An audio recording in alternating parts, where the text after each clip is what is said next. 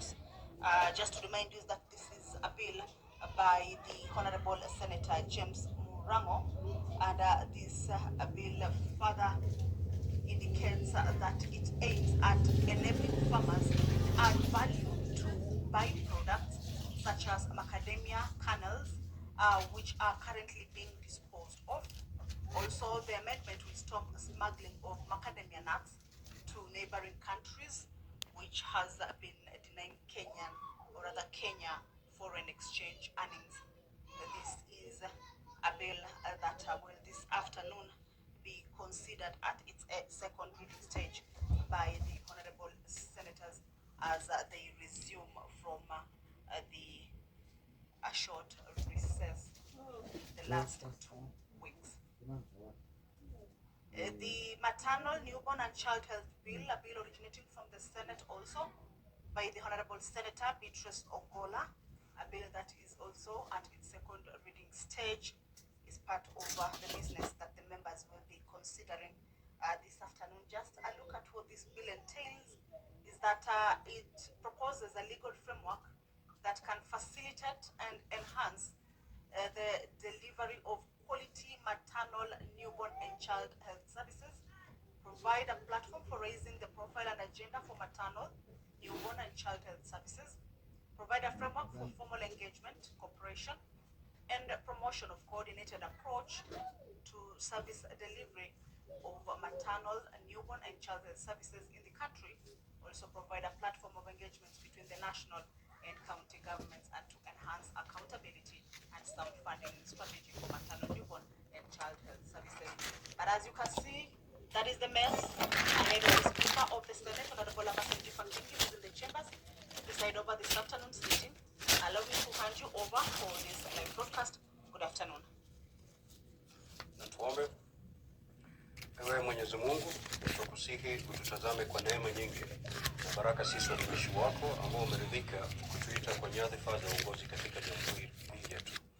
Tunakuomba utujalie tuyatende na kufikia mambo yote yatakayofikishwa mbele yetu kwa njia ya haki na uaminifu, ili kustawisha amani, ufanisi na heri ya nchi hii yetu na wale ambao haja zao zikabidhi mikononi mwetu.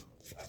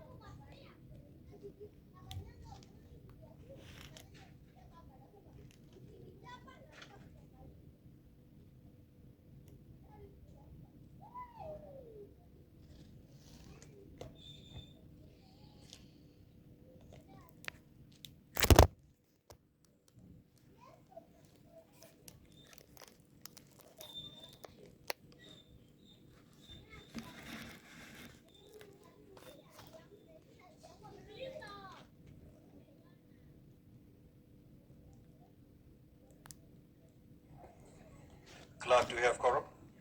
Can you proceed to call the first order, please?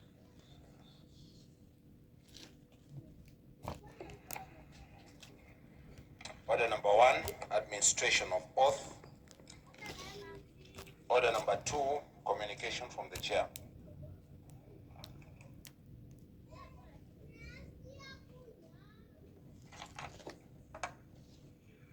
Honorable Senators, I take this opportunity to welcome Honorable Senators back from the recess, which coincided with the observance of the Easter holiday for the Christians and Ramadan for the Muslim faith.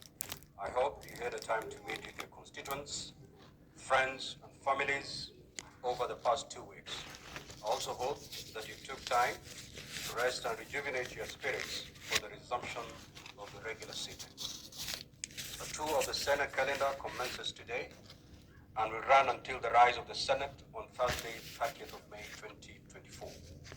Now, honorable senators, in the coming days, we expect the Standing Committee on Finance and Budget to table its report on the Division of Revenue Bill. The passage of the Division of Revenue Bill will be followed by the introduction of the County Allocation of Revenue Bill, the County Government's Additional Allocation Bill, and the respective cash disbursement schedules. These are crucial financial instruments for the effective functioning of county governments. I urge the Standing Committee on Finance and Budget to expeditiously conclude on the Division of Revenue Bill, as its conclusion will pave the way for the subsequent financial instruments. As honorable senators are aware, the legislative business before the Senate is heavy. The Speaker, in consultation with the Senate leadership, will be Senator Tobiko and ML. May the chair be heard in silence. As honorable senators are aware, the legislative business before the Senate is heavy. The Speaker, in consultation with the Senate leadership, will begin to implement measures aimed at expediting the processing of the legislative agenda of the Senate. These measures will include enforcement of time limits on petitions, questions and statements, as well as the time allocation for motions and bills pursuant to the standing orders. In this respect, therefore, and to facilitate expeditious consideration of business, respective movers must be in the chamber whenever the business is scheduled in the order paper. Honorable senators, as at its meeting held today, the 16th of April 2024, the Senate Business Committee has approved a schedule for statements pursuant to Standing Order 56-1B to be issued by committee chairpersons. We look forward to hearing the work that the committees are undertaking, the impact that this work is making, their plans for the next few months, and the report on the status of implementation of resolutions of the Senate. Honorable Senators, concerning facilitation of members of Parliament, the Parliamentary Service Commission has expedited the completion of the Parliamentary Tower, that is Bunge Tower, in order to bridge the deficit in office accommodation for all members of Parliament. The Commission has begun the process of allocation and subsequent occupation of the offices. In this respect, therefore, Office of the Clerk will shortly issue a circular communicating the allocation of offices to all senators. The allocation of offices, as is the practice, is based on the order of precedence as set out under Order 3.2 of the Senate Standing Orders. The allocation also takes into account the leadership offices of the Senate. The Sergeant-at-Arms will liaise with the senators to coordinate the movement into the allocated offices. Senators are requested to cooperate to make the transition as smooth and seamless as possible. Honorable senators, as I conclude, I wish to reiterate that my office remains open and accessible to all senators for consultations and support in the fulfillment of your duties. I wish you a fruitful deliberation in the second part of this third session. I thank you, Honorable Senators.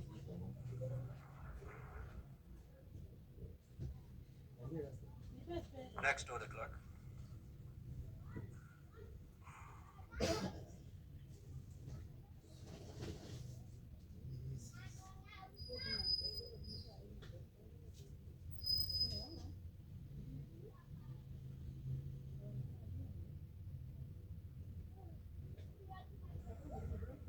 Order number 3, messages.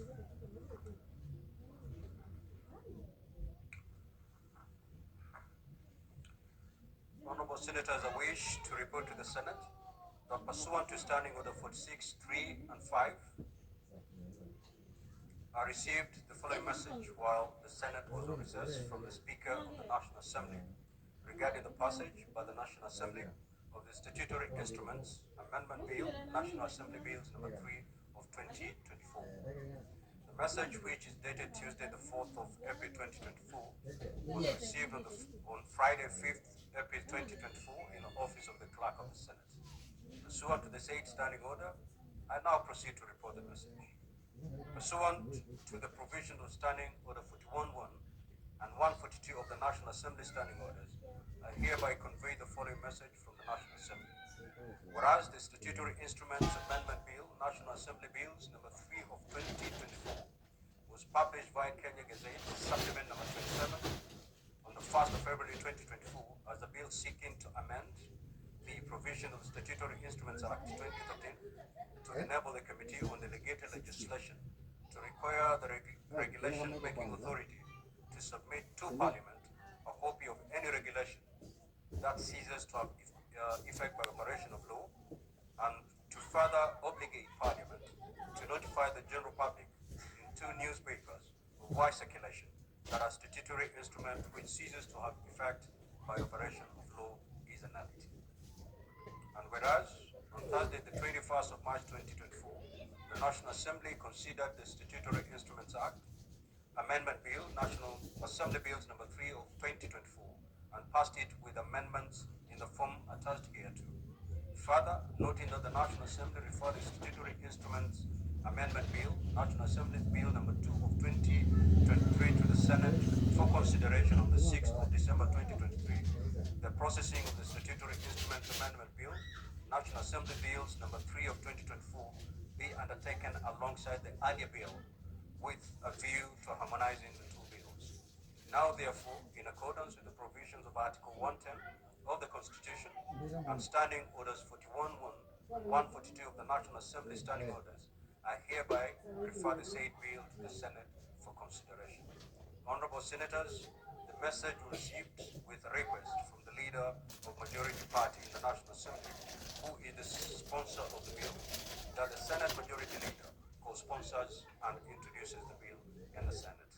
Pursuant to the provisions of Standing Order 163.2, which states, before a bill originating from the National Assembly is read a first time in the Senate, the Speaker shall notify the Senate whenever a message is received from the Speaker of the National Assembly naming a senator or senators who have been nominated by the sponsor of the bill to co-sponsor the bill in the Senate.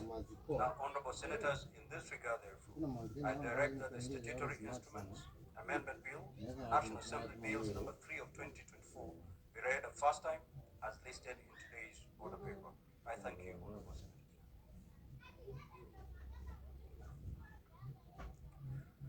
Before we move to the next order, I have a communication to make. Honorable senators, kindly ask them to take your seats.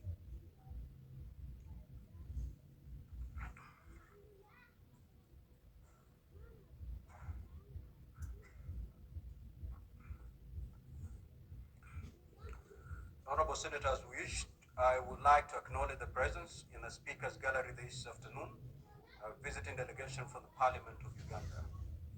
The delegation comprises members and parliamentary officers of the Committee on Rules, Privileges and Discipline, who are on a benchmarking visit with their counterpart committee in the Senate. Honorable senators, I request each member of the delegation to stand when called out so that they may be acknowledged in the Senate tradition. The Honorable Reverend Father Charles Onen, MP, leader of the delegation. Honorable Margaret Aliper Achila. Honorable Alex Daisy. Honorable Atikin Katusabe, MP. Honorable Nalulale Aisha Kabanda, MP. Honorable Gabriel Okumu, MP. Honorable Catherine Akumu Mavijina, MP. Elisha Bafirawala. Alfred Agani Smart. Agatha Akankunda. On behalf of the Senate and on behalf, I extend a warm welcome and wish you a fruitful visit. I will call upon the Majority Leader under 1 minute to extend words of welcome, and thereafter the youthful Senator, the Honorable Oburu Odinga, also to extend a word of welcome in that order.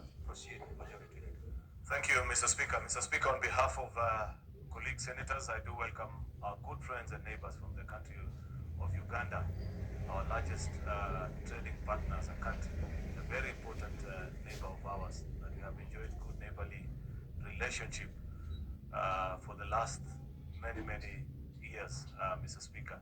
It is my sincere hope that we shall continue to build on this, strengthen it, and make it better even for the greater realization of the objectives of both nations, Mr. Speaker. Finally, Mr. Speaker, I do hope that the colleague members of Parliament will find time, Mr. Speaker, to interact with many senators that are here who, for one reason or the other, Mr. Speaker, you know the unfortunate thing is that unless you are a sports person, there is no other formula for interacting with colleague members of Parliament from the other East African countries. So I know people like Senator Manzu who play no non-sport, Mr. Speaker, either day or night, Mr. Speaker, are likely not to have met any other non-Kenyan member of Parliament from East Africa. So he should take advantage and greet the colleagues from Uganda on our behalf, Mr. Speaker. I thank you.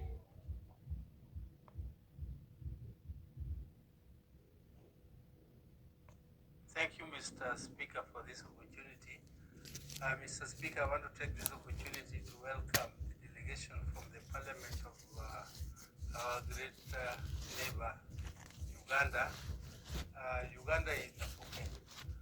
If Kenya was to send ambassadors and high commissioners out of this country, Uganda should get the senior most high commissioner, because Uganda, I think, in terms of volume, has the highest volume of trade with our country, Kenya.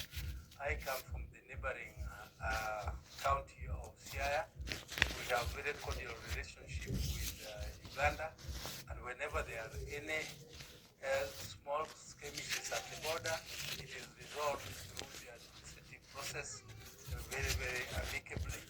And the delegations have been to the Parliament of Uganda, have seen how vibrant the debates there are, and I'm very happy that the Ugandan delegation chose the Senate to come and see how vibrant our Senate also works. Thank you very much. You are welcome to Kenya.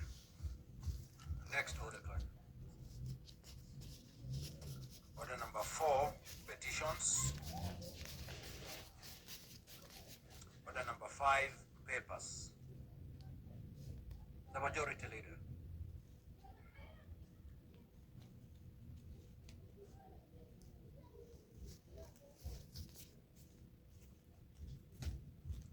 Mr. Speaker, sir, I beg to lay the following papers on the table of the Senate today, Tuesday, the 16th of April, 2024.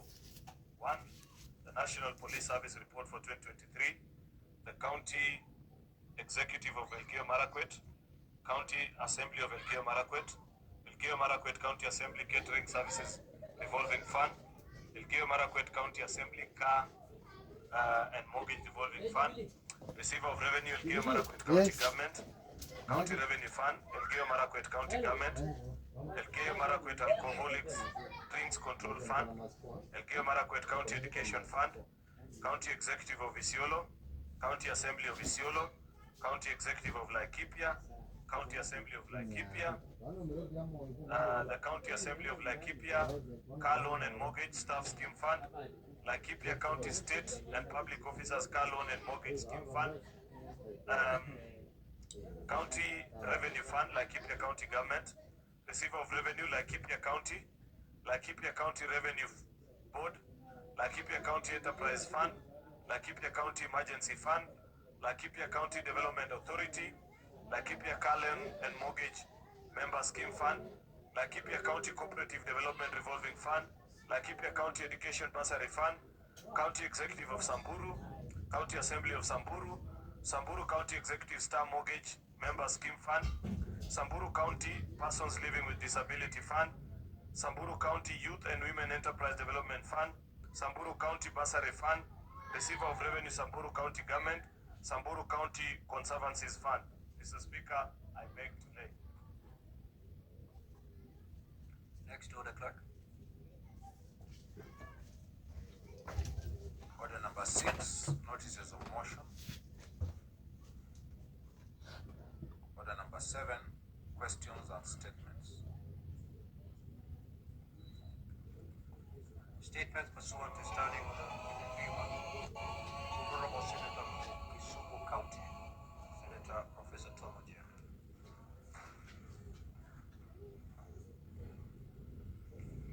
Thank you, Mr. Speaker.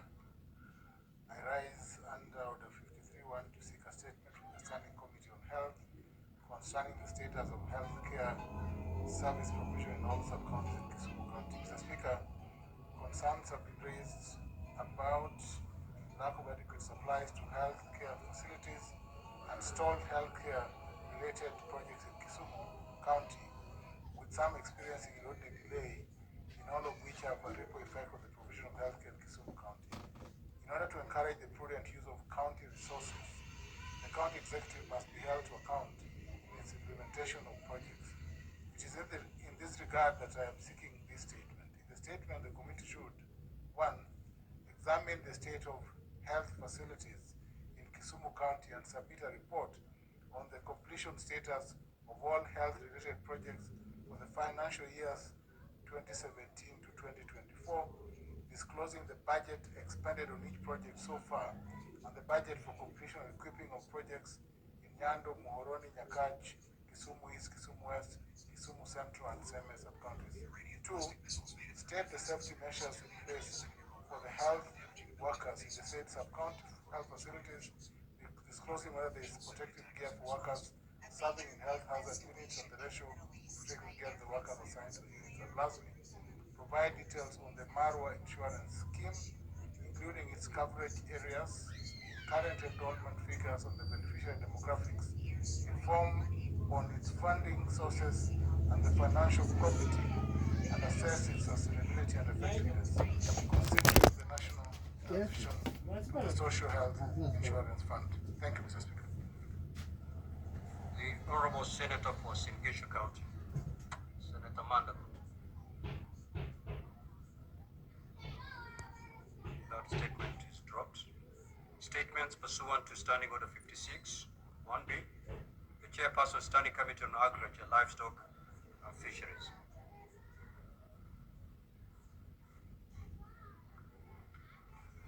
That statement is dropped. The Chairperson Standing Committee on Devolution and Intergovernmental Relations.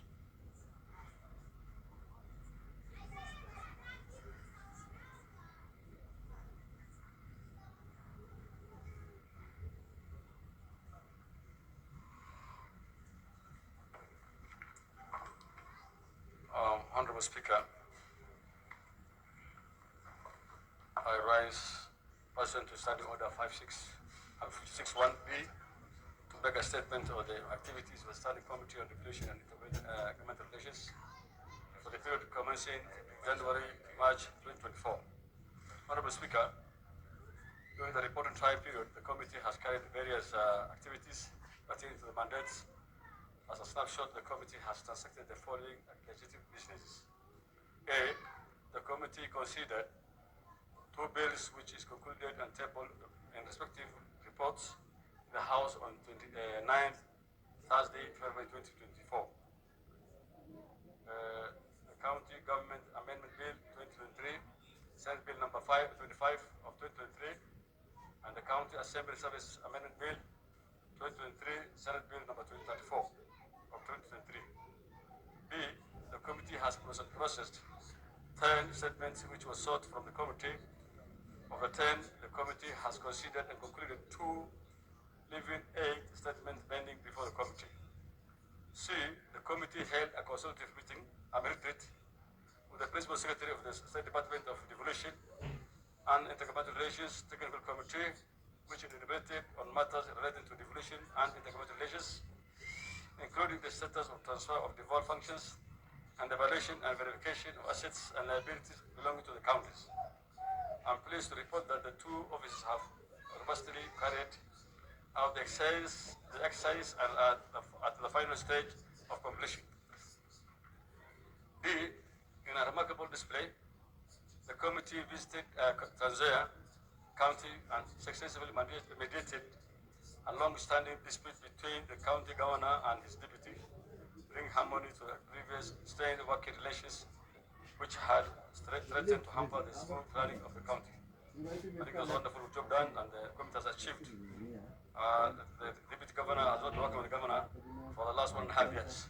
But now that they're working together, and this is actually a big achievement for the committee. The committee is currently considering matters concerning the alleged discrimination in the implementation of development projects in various wards in Meru.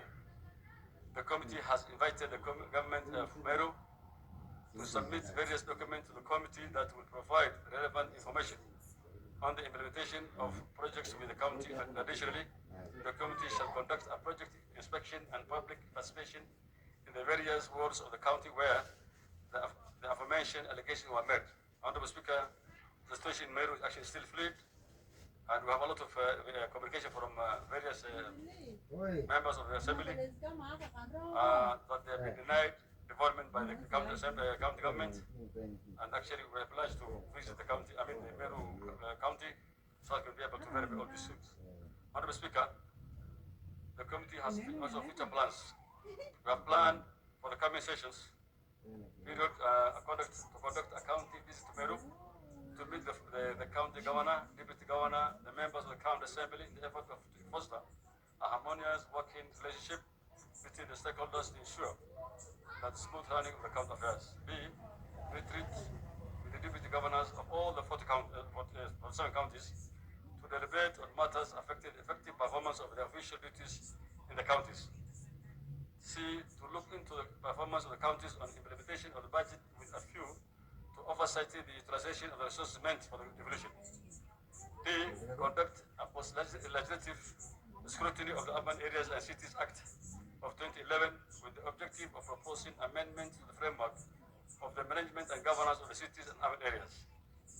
E, to look into the process of dissolution of the county government with a view to making proposals of the enhanced role of the Senate in the process, and to look into the current laws on impeachment of the county governors, including the proposed impeachment procedure bill. Lastly, Honorable Speaker, I wish to thank the office of the CALAC, and all the leadership of the House for the support they have given, the steadfast support they give to the committee. Thank you, Honorable Speaker. The Chairperson Standing Committee on Education.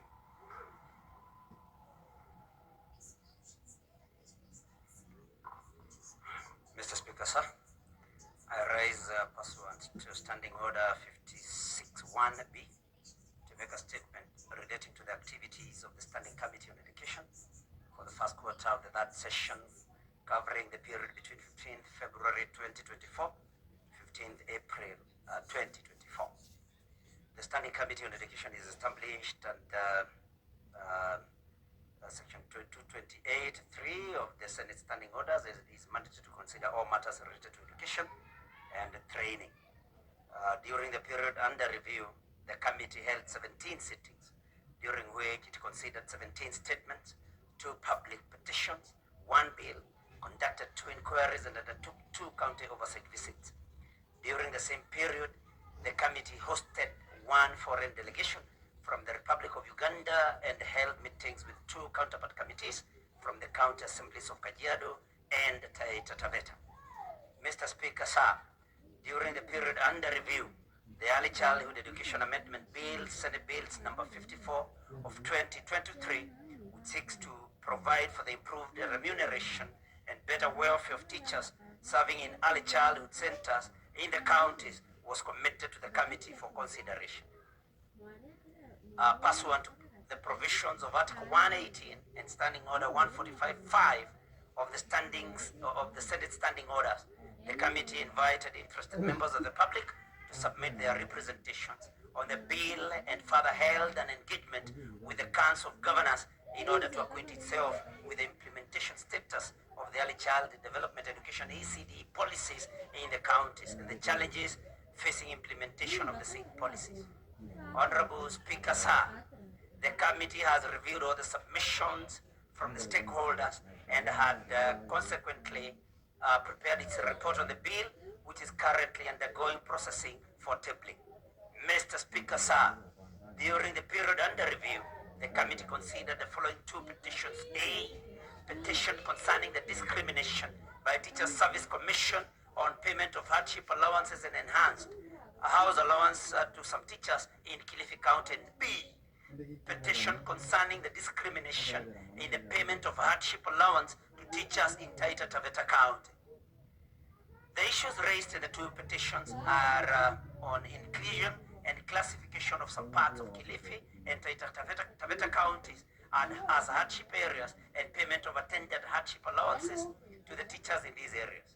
Petitioners in both petitions state that they qualify to be paid hardship allowances as per legal notice number 534 of 1997 and the collective bargaining agreement CBA between Teacher Service Commission TSC and the Teachers Union. During consideration of this petition, Mr. Speaker, the committee sought information and reports from the Cabinet Secretary, Minister of Public Service, Performance and Delivery Management, and the Chief Executive Officer of the Teacher Service Commission TSC. The preliminary findings by the committee indicate there are discrepancies in the designation of hardship areas within various sectors of the public service. The committee was, however, informed that the Minister of Public Service and Gender established an interagency technical committee in March 2019 to examine the current policies on hardship allowances and streamline payment. The committee is therefore scheduled to meet the Cabinet Secretary, Minister of Public Service, Performance and Delivery Management on Thursday, 25th April 2024 to seek supplementary information on the issues raised in the petitions and thereafter prepare its report. Honorable Speaker, the committee regrets delays in conclusion of these petitions, which had been occasioned by the unavailability of sufficient information and reports and frequent requests for postponement of meetings by the Cabinet Secretary, Minister of Public Service, Performance and Delivery Management. And Mr. Speaker, sir, during the period under review, 15 statements were sought from the committee in addition to 12 statements that were not concluded in the second session. In its consideration, the committee sought reports and responses from the Ministry of Education, Teachers Service Commission, county government departments, and other relevant state agencies. The committee has since considered and concluded a total of 17 statements. A comprehensive status of the statements sought from the committee is annexed to this report, Mr. Speaker. During consideration of these statements, the committee identified common thematic areas and invited the Cabinet Secretary, Minister of Education, the Chief Executive Officer of the Teacher Service Commission, and the Chairperson of the Council of Governors to deliberate on the issues raised by members. The reports and responses received from these agencies have since been shared with the members, and supplementary issues and matters requiring classification have been referred back to the relevant agencies for additional responses. Honorable Speaker, Thursday, 28 March 2024, the committee held a meeting with the Cabinet Secretary, Minister of Education, to address concerns raised in the release of computation funds to learning institutions, the infrastructural development, and the congestion of learning institutions in the country. During the second part of that session, Mr. Speaker, the committee is scheduled to continue engagements and follow-up on the implementation status of the policies on the new university funding model and the competence-based curriculum, CBC. The committee is also scheduled to follow up on the government commitment towards expeditious release of the competition fund to learning institutions, payment of pending bills by the universities, and the implementation of a medical insurance cover to learners following termination of EdWarfare. The committee is also scheduled to hold meetings with the Council of Governors to deliberate on the plight of early child development education ECDE teachers and the status of infrastructural projects undertaken by county governments in the education sector. Mr. Speaker, sir, the committee has initiated two inquiries. A, an inquiry into the implementation status of early childhood development education ECDE policies in the counties and plight of ECDE teachers and caregivers. And B, an inquiry into the infrastructural development and the congestion of learning institutions in the country, Mr. Speaker. Mr. Speaker, sir, during the period under review, the committee concluded two county oversight visits. The committee conducted an oversight visit to Taita Taveta County meet with the petitioners on the petition concerning the discrimination of payment of hardship allowance to teachers in Taita Taveta County, and to meet with the governor to deliberate on the issues raised in the statement sought on the management of Taita Taveta County revolving education fund. The committee further conducted an oversight visit to Kajiado County to acquaint itself with the implementation status of early childhood development education (ECD) and technical and vocational education and training (TVET) policies in the county. Mr. Speaker, during the first part of this session, the committee hosted members of the Education Policy Review Commission (EPRC) of the Republic of Uganda, who were in the country for a fact-finding mission. The committee was informed that the Education Policy Review Commission was established to investigate issues affecting the education and sports sector in Uganda and to generate recommendations and draft a white paper that is a macro policy framework for education and the sports services. Mr. Speaker, in the period under review, the committee has also had its share of challenges during the processing of the pending legislative business. These include incomplete and unsatisfactory responses from the ministries and government agencies, frequent requests for postponement of the committee meetings by different stakeholders invited to provide information, and quorum hitches. As I conclude, I wish to thank the members of the committee for their diligence and contribution during committee activities. I also wish to thank your office and the office of the Clerk of the Senate for the continuous support accorded to the committee in its work in executing its mandate. I thank you, Mr. Speaker. Signed, and this senator is known. Thank you very much. Senator Gloria Oroga.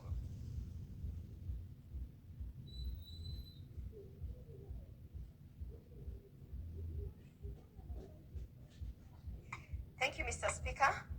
I rise pursuant to Standing Order 52-1 to make a statement on a matter of general topical concern, namely the 8th International Parliamentarians Conference on the implementation of the Program of Action of the International Conference on Population and Development, ICPD, that was held in Oslo, Norway from 10th April to 12th April 2024.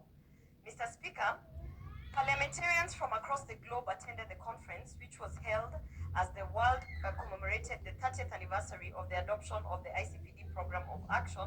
Discussions centered around the challenges encountered and opportunities presented in championing sexual and reproductive health and rights. Mr. Speaker, parliamentarians who attended the conference acknowledged the progress made in advancing sexual and reproductive health and rights, despite the setbacks encountered due to societal challenges, the COVID-19 pandemic, and other global crises. Emphasis was placed on the critical role of parliamentarians in championing and effecting change towards universal access to sexual and reproductive health services, particularly for marginalized groups like women, girls, and those affected by crisis, as well as the elimination of gender-based violence and harmful practices. Mr. Speaker, the parliamentarians also emphasized the need to universally uphold human rights, expressing concern over the global backlash against agendas on sexual and reproductive health and rights. The matter of the disproportionate impact of the climate crisis on vulnerable populations, particularly women and girls, was also discussed. Mr. Speaker, the parliamentarians pledged that moving forward, they would work towards people-centered policies, data-driven solutions, and harness digital technology to strengthen health systems and ensure universal access to sexual and reproductive health services. The parliamentarians also committed to advocating for increased funding for sexual and reproductive health and rights programs and international development assistance in line with the Sustainable Development Goals, aiming to shape a resilient and inclusive post-2030 agenda.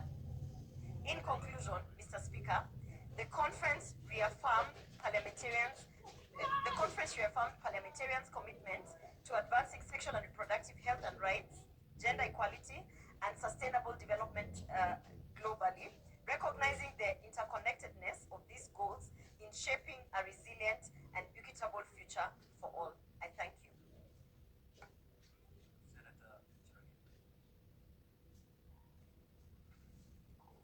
Thank you, Mr. Speaker, sir. Statement on issue of general topical concern. concerned on the outstanding performance of our athletes at the Boston Marathon yesterday, Monday. So, Speaker, sir, I raise pursuant to Standing Order 52.1 to make a statement on issue of general topical concern and national importance, namely the outstanding performance of our athletes at the Boston Marathon held on Monday, 15 April 2024. That is yesterday, Mr. Speaker, sir. So, Speaker, sir, once again, our athletes have brought immense pride to our country, giving us by the outstanding performance at the Boston Marathon.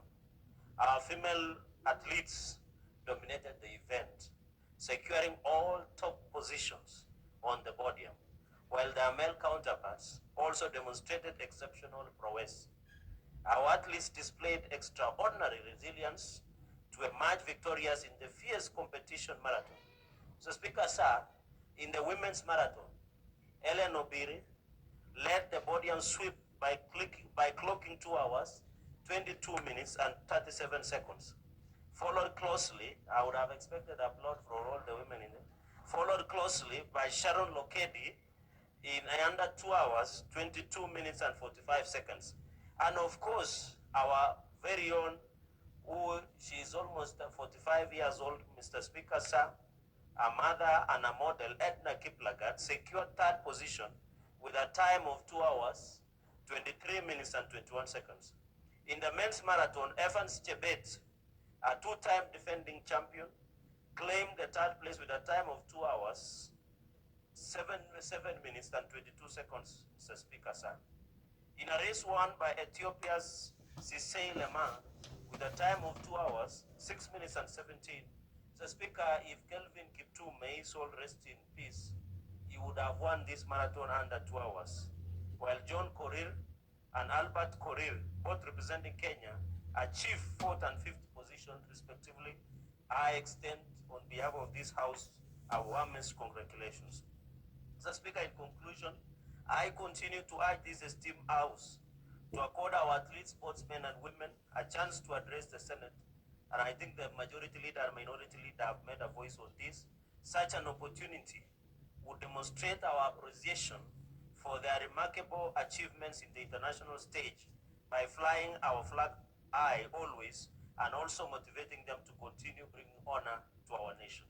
So, Speaker, sir, furthermore, I call upon the Ministry of Sports, Athletics Kenya, and National Olympics Committee of Kenya NOC, in collaboration with Beijing Sports Competition and International Sports Exchange Center, to provide a comprehensive update on the investigation into concerning an incident during the Beijing Half Marathon. In this incident, it involved our athletes ushering a Chinese marathoner to win a race, and people are making comments that maybe Kenyans are starting to pay the load by allowing them to win. This, among other issues, Mr. Speaker, sir, such as doping, fixing athletics and sports, tarnish our nation's repute internationally and undermine the principles of fair play and transparency in sportsmanship and kills the spirit of competition. So, Mr. Speaker, sir, I urge our athletes, sportsmen and women, when they are winning, they should win. When they are losing, they should lose, Mr. Speaker. And what we saw in Beijing Half Marathon is very unfortunate, where they were supposed to win the 3, but because they wanted the Chinese to win the race, they retreated back. And I think, Mr. Speaker, we must have a comprehensive report on the same. And therefore, Mr. Speaker, through you, I ask the Labour Committee led by my brother, Senator Reverend Julius Murko, the Senator of West Pokot Chairman, to look into this issue and update the House. I also plead with the Anti-Doping Agency to intensify its efforts to root out unscrupulous agents and coaches who engage in doping and match fixing, therefore jeopardizing the careers of our sportsmen and women and the reputation of our Kenyan sports. I wish to congratulate and call upon, Mr. Speaker, the Athletics Kenya, the sports, that is the sports of Kenya, that is Football Federation of Kenya, and other sports federation, Mr. Speaker, in this spirit, to hold election as directed by the courts, Mr. Speaker, and ensure regular elections to allow efficiency in running this, Mr. Speaker. Therefore, I think that is important. I wish to congratulate our athletes for their exceptional performance at the Boston Marathon and other major marathons and competition. I wish them well as they prepare to represent our nation at the upcoming Olympics in Paris, France, and assure them of our unwavering commitment and support and advocating for their welfare and win us more goals. Mr. Speaker, I thank you. Senator Chute. Statement is dropped. Senator Mudigi. That statement is dropped. Senator Siengo. That statement is dropped. Senator Ledama Olekina. That statement is dropped. Next order, clerk.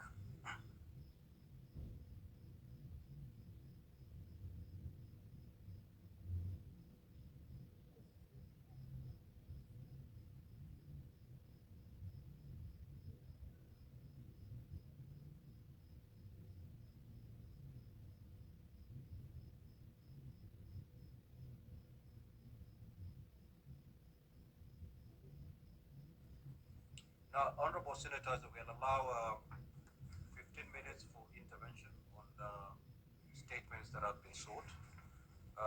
We'll start with the Honorable Senator Wambua.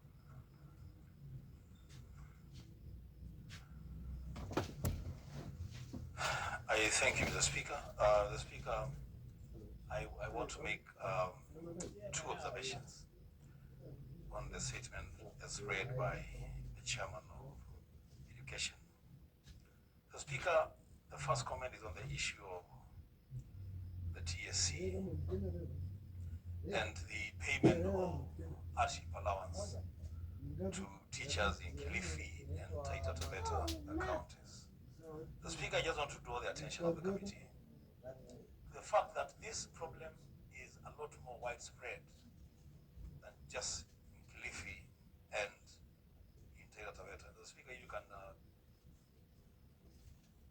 restrain Senator Sharagay is distracting the chair.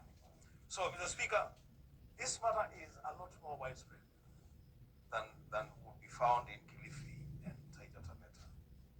I do believe that a lot of senators seated in this chamber today have the same problem with TSC. I know there's a big problem with TSC in Laikipia that I know for a fact on the discrimination on which teachers should earn hardship allowance and which teachers should not. So, Speaker, I have a big problem in Kitui County, and I know the same could be said by a lot of other senators. The Speaker, the committee should find time and reason to interrogate the synergy, if it does exist, between government ministries, state departments, and independent constitutional commissions. Why do I say this? I say this, Mr. Speaker, because this House has passed resolutions on 33 counties that have wards which have been declared as marginalized. I'll give the example of Kitui County. In Kitui County, we have 17 wards that have been declared as marginalized by CRA, and the House has passed that declaration. The Speaker, you will find that in those 17 wards, then it should follow automatically that teachers in those wards that are marginalized should benefit from hardship allowances. But what will happen is that in those wards, you will realize there are teachers there who are not benefiting from hardship allowance. The Speaker. What is your point of order, Senator Kenyu? Mr. Speaker, I want to concur with what Senator Wambua is saying, but the only thing I want to ask, Mr. Speaker, for purpose of clarity, what is your point of order? Yes. And start Is by it, quoting the standing order. yes. 105. We are talking about, I'm asking whether he's talking about wards or sub-location, Mr. Speaker, because CRA was very clear it was locations, not wards. Is that a point of information or? Proceed, Senator. I'll proceed, Mr. Speaker. Those sublocations are found in wards, my good friend. And I'm very sure the chair understands what I'm talking about. So that synergy needs to be established so that one arm of government is not conferring a benefit to employees in their department, and another arm of government is stripping employees of benefits from the same region. The second issue on that statement is the issue of the ECD scheme of service. The Speaker, that is a matter that this House must now pronounce itself on, and pronounce itself very, very loudly. The Speaker, the scheme of service for ECD teachers, a resolution was passed in this House that there is a standard scheme of service that should be rolled out by all the counties, so that you don't have one county that is paying ECD teachers 10,000 shillings a month through M-Pesa, and there is another county that is paying ECD teachers 50,000 shillings through a payroll system. The Speaker, the scheme of service for ECD teachers is not something that will be implemented at the whim of a sitting governor. If we don't have that synergy, if we don't have that clarity, Mr. Speaker, what will happen is that there is a reason why ECD is a devolved function. It is so that then children have a strong base on education right from childhood. If we don't have a scheme of service for teachers in ECD classrooms running across all the counties, there will be serious discrimination. As a Speaker, the purposes for devolving ECD then will be beaten. So the committee, I would ask Mr. Speaker, that we must find a way of ensuring that the ECD scheme of service is rolled out uniformly across the counties. Mr. Speaker, I thank you. Senator Mungatana. Thank you, Mr. Speaker, for giving me the opportunity to make a comment on the statement by Honorable Charlie.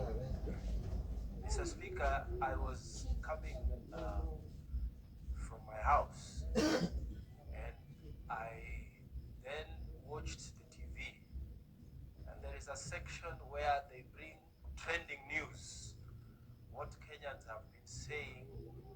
And Mr. Speaker, the focus was on what happened during that marathon, in which, Mr. Speaker, of all countries, a Chinese beats Kenya.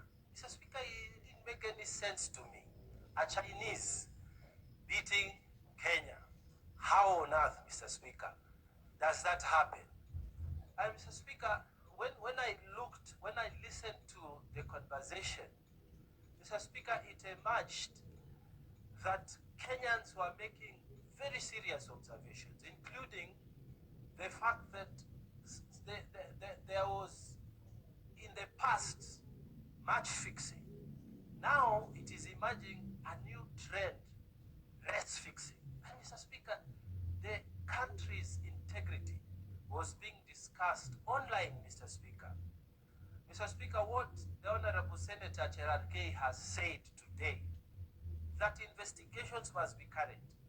I want to use the floor of this House, Mr. Speaker, to say that Kenya has obtained a special space in Africa, where I sit, Mr. Speaker, in Pan-African Parliament. Every time people expect us to be athletic, even, Mr. Speaker, when they look at me, I'm a disappointment because I don't look as tall and as athletic as I should. But they have this image of how a Kenyan should be. So, Mr. Speaker, we have obtained a special place in the continent and in the world because of how we have projected athletics in Kenya and the medals we have won. So, Mr. Speaker, we are jeopardizing the good name of Kenya. And Mr. Speaker, some of the reasons that were being given is that all these Chinese, my friends, so I was letting him to pass. Mr. Speaker, we have discussed here and said they will be given some incentives, tax-free something when they come home. We will honor these athletes. Why on earth would someone sell the good name of our country because of, these are the Judas Iscariots, Mr. Speaker, who sold the Lord Jesus Christ for pieces of silver. Mr. Speaker, they are selling this country for pieces of silver. And it is very serious, Mr. Speaker. So we want this investigation in support of this statement, Mr. Speaker, not just to be carried out in a casual manner.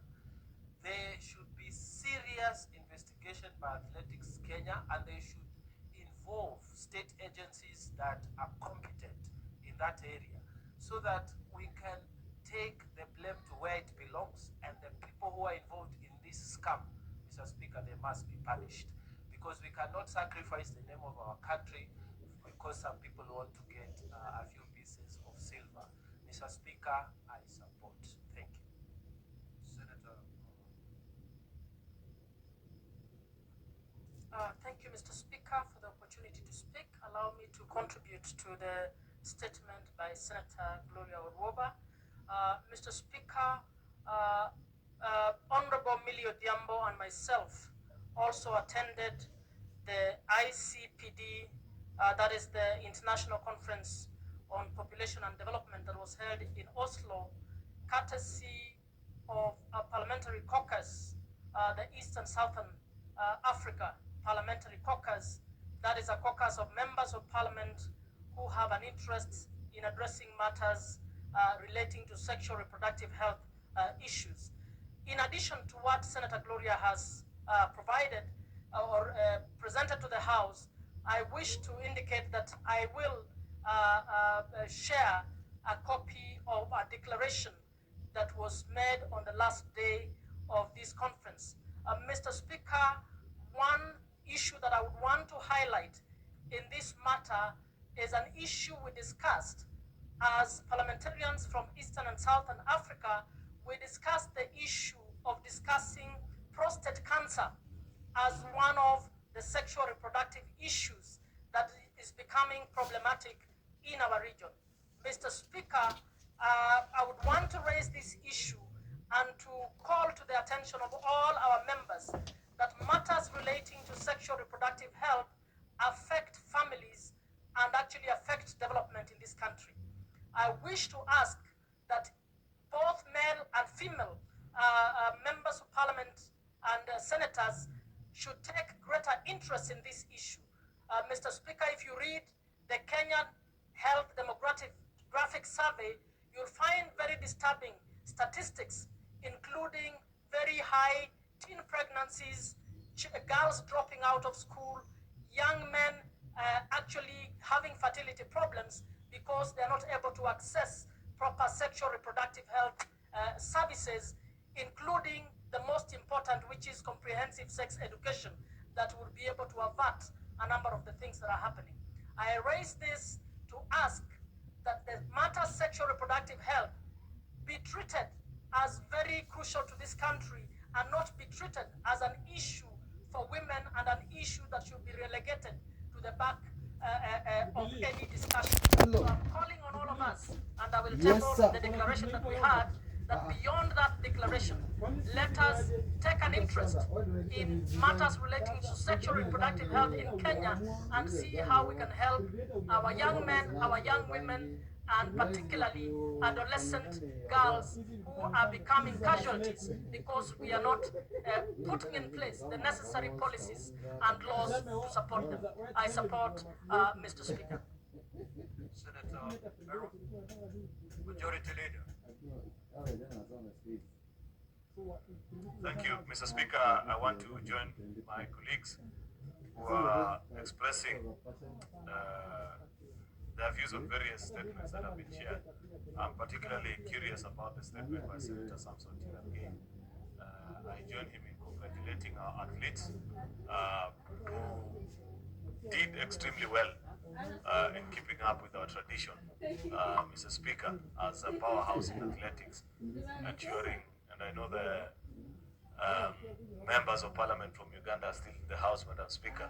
Uganda has been threatening to take this mantle from us, but we are one people, so it's not a big concern to us, Mr. Speaker.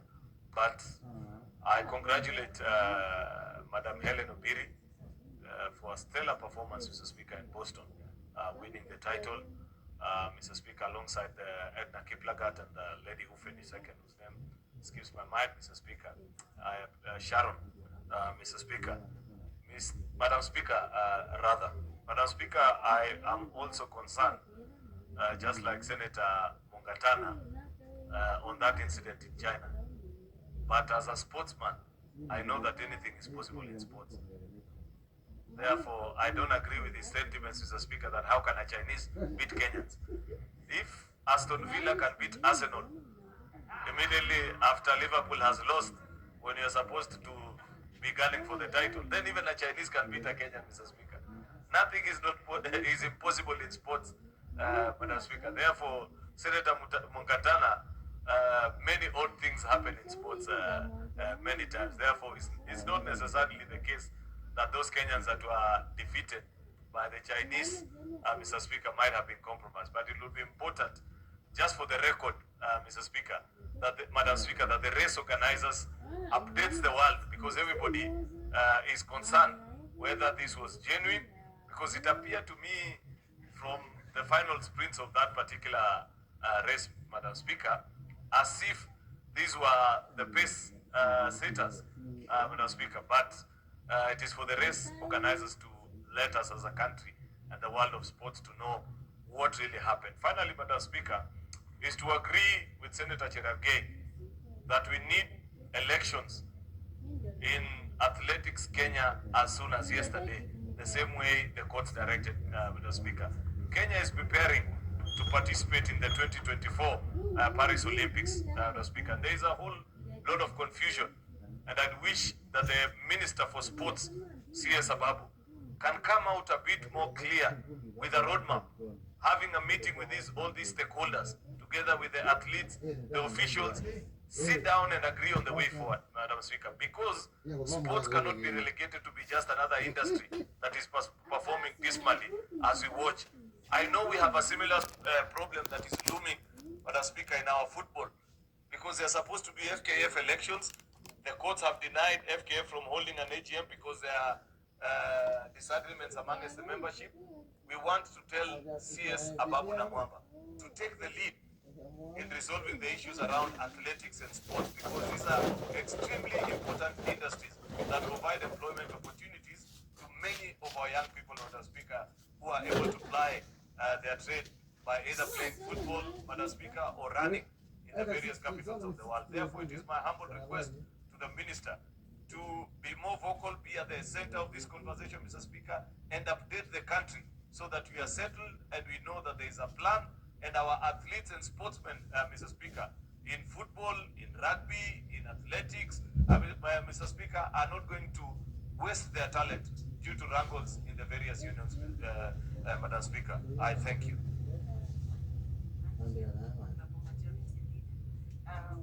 Apparently the time for comments on statements has lapsed, but I'll add in just maybe 2 or 3.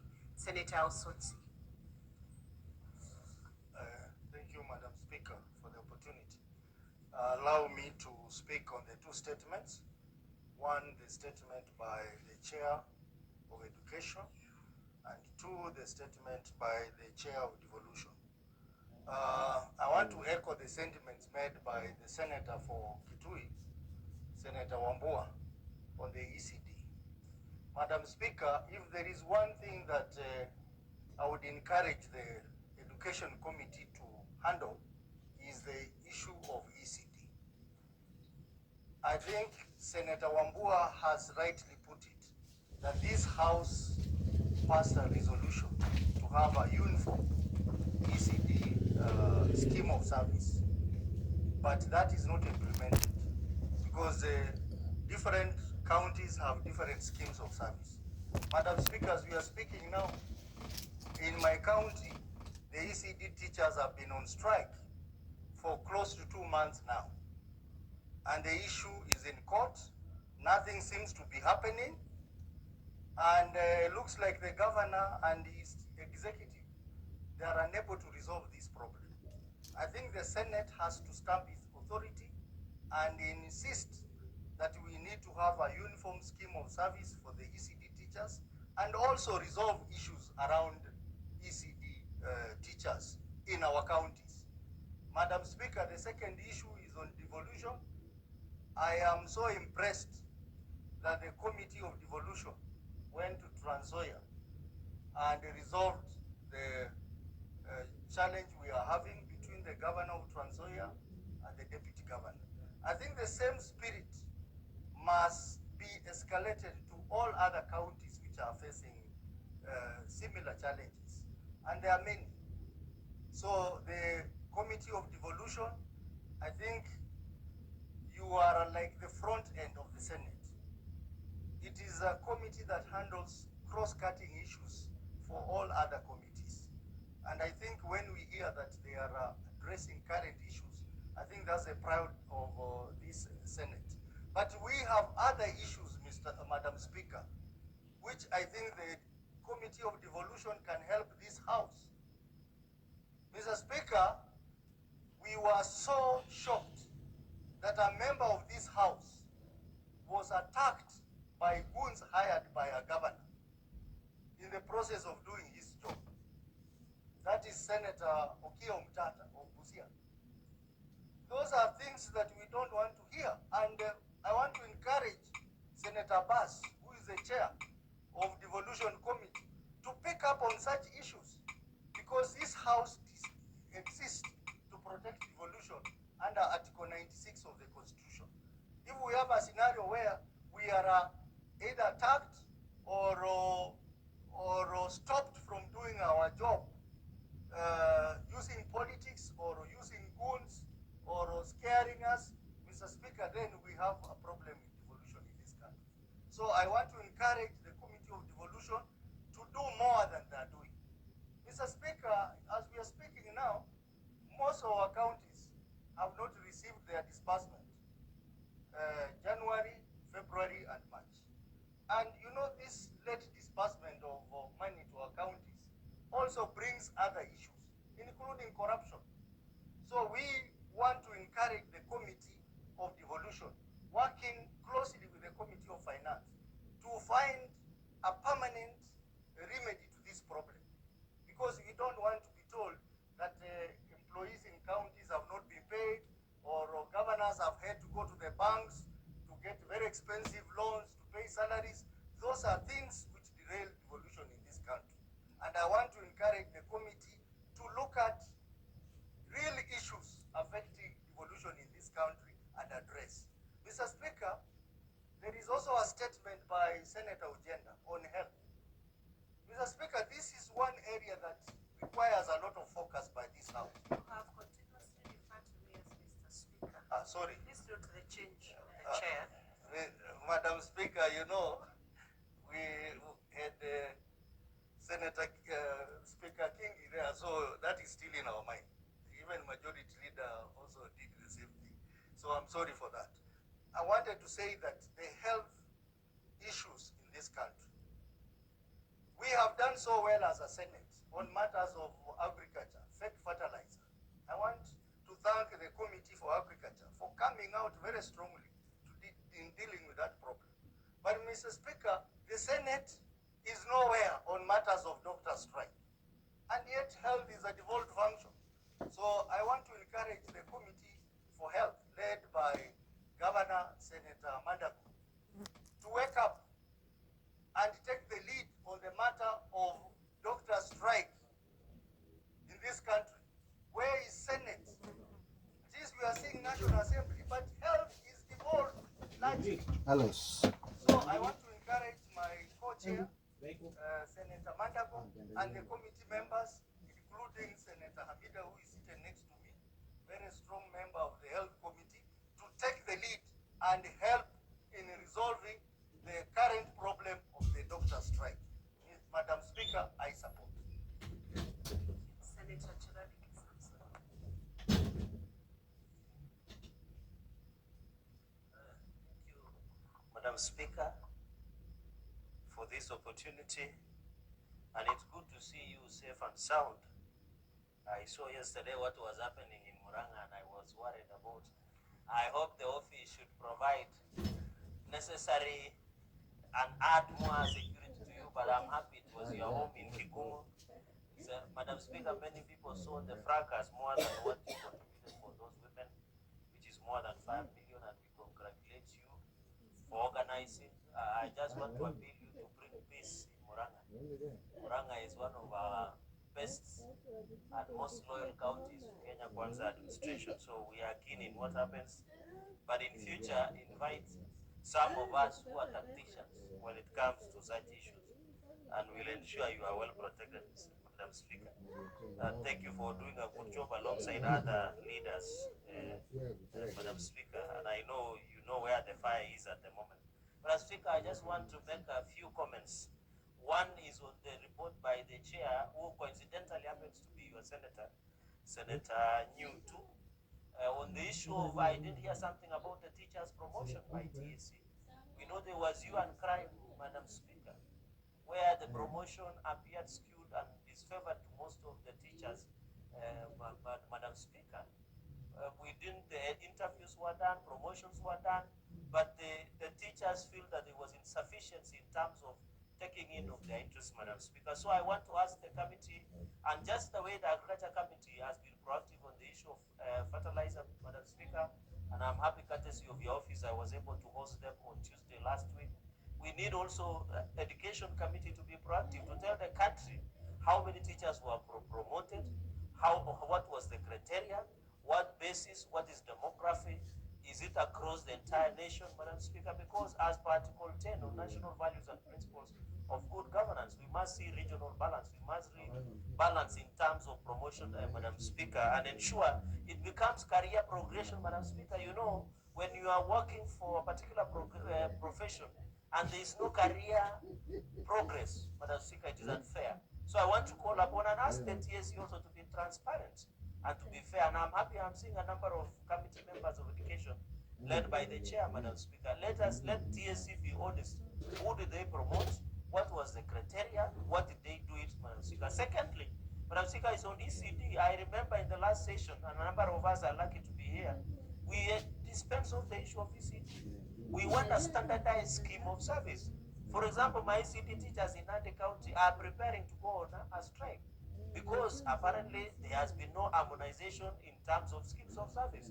And you know, ECD teachers play a unique role, Madam Speaker.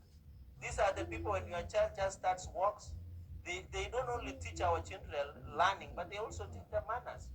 They also assist them in using even toilet facilities, how to be clean, how to tuck in.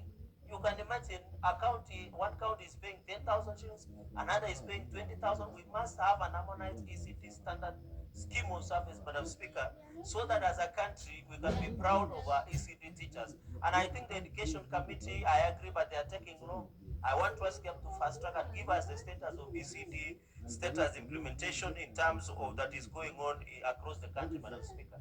And therefore, please, the ECD teachers, and then if the Education Committee, in conclusion, Madam Speaker, feel that we need a national legislation, as a Senate and National Assembly and a Parliament, we are ready to do a national legislation that will bring a standardized scheme of service. But we are not trying to encroach on the role that we have in terms of ECD being devolved. And that is why I had my brother, my neighbor, Senator Godfrey Otsotsi, and I want him to advise his colleagues of coalition, because they have been blaming government, national government, for doctor strike. I'm happy what he said, health being devolved. He should be saying it on Sundays and in funeral services, Madam Speaker, so that we are fair in this country. I would in fact request him to go. I can facilitate and organize him to do a press conference after this at the media center and tell the nation, even that we are live, Madam Speaker, and tell the nation health is devolved. And teachers, doctors, Madam Speaker, must be told, because Madam Speaker, to be informed by your colleague, Senator? no, he will misinform and mislead me in equal measure, Madam Speaker, because what I'm saying, I wish, and I saw the leader of minority in the lower house blaming the president and national government. Yet the coalition members are senators here. They should be informing the likes of Opio and I and the rest of the brigade in the minority side in the lower house that health is devolved. Where is the voice of governors, Madam Speaker? Why is it when we are doing division of revenue for health, governors are very comfortable, they complain and they shout the loudest, but when it comes to strike of health workers, you don't see governors.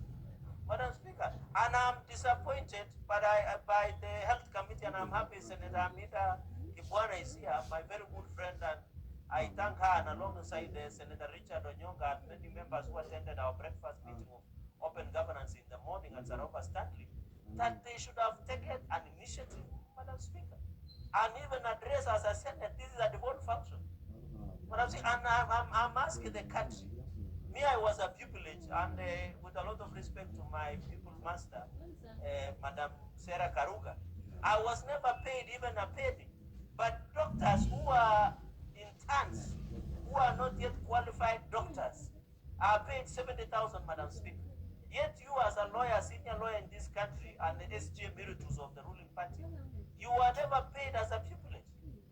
Madam Speaker, if we want to be fair, there is a saying that all animals are equal, but the others who are more equal than the others, Madam Speaker. So if we have to pay interns, doctors 70,000 or 200,000, we must pay in other professionals, engineers, doctors, even pastors and clergy and priests who are still training to be doctors, Madam Speaker. They must be paid also, so that we are fair in this country, Madam Speaker. Madam Speaker, and that is why I'm saying, Madam Speaker, in conclusion, I know we are pressed for time. The issue of doctors' strike is a devolved function. In fact, what President is doing is offering a service, is just being a gentleman. But the people who should address the issue of doctors is Council of Governors, Madam Speaker. Why are they cowing and hiding now? But when it comes to sharing, they will say, and that is why, Madam Speaker, some of the people are proposing that health be reversed to the national government, Madam Speaker. And therefore, with those very many remarks, Madam Speaker, I thank you and I support this comment, Madam Speaker. I rise on standing order number 105 on statement of fact. Madam Speaker, Senator Cherigei. You know, it's on Senator Cherigei. He's already retired his arguments and resuming his seat. So it's overtaken. You take him up at another opportunity because now he's already resumed his seat. You'll have another chance maybe when he goes. Can I inform him? No, he does not want to be informed. He must be on the floor. Senator Gloria Orwoga will be the last person to speak on this. Very few minutes, Senator, and we move to the next one. Thank you, Madam Speaker, for considering giving me this opportunity. I want to support the Senator Cherargei's statement on the performance of our athletes.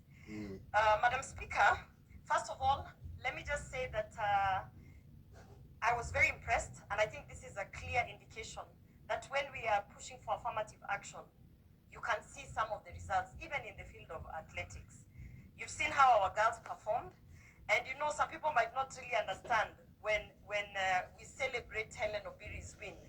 Because if you look at the time that she used for that marathon, 2 hours, 22 minutes, and 37 seconds, I wonder how long Senator Cherargei can take to run that marathon, so that we put it in perspective, Madam Speaker. She did an excellent job, and together with Sharon and Edna, I would like to congratulate them. Madam Speaker, there is a very important message in this statement for Senator Cherargei in terms of calling on Athletics Kenya to investigate and ensure that we don't have unscrupulous agents in that industry. Madam Speaker, what we witnessed, and I thank you, Senator Danson Mungatana, for actually clarifying that. What we witnessed is what we call match fixing. Because there's absolutely no way, based on what I saw with my own 2 eyes, that those Chinese athletes beat the Kenyans. There's no way. That was match fixing outright. And Madam Speaker, you know, we know that the economic times are hard, even for the Chinese and for the Kenyans. But we should not allow this kind of corruption into the field of athletics. Because match fixing, obviously we know that someone was sat down and told, you know, just agree not to win and then we are going to pay you some money. And so the investigation needs to be done. Because if this continues, you are going to see our athletes ensuring that they win the first match to show their powers or whatever.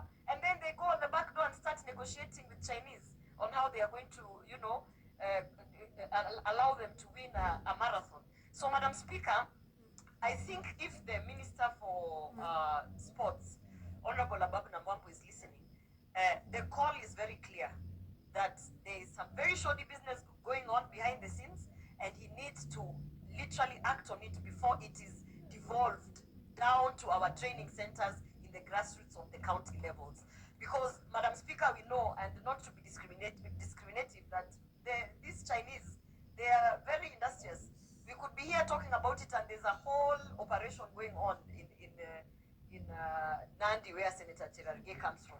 So, Madam Speaker, congratulations to the girls, and again, I want to say that the issue of unscrupulous agents has to be dealt with, and match fixing needs to be talked about and to be dealt with from the top. Thank you, Madam Speaker. Thank you, Honourable Senator. That's the end of the statement hour and the debate of the statement. I will now reorder the order paper, reorganize the order paper, and I will call order number 17.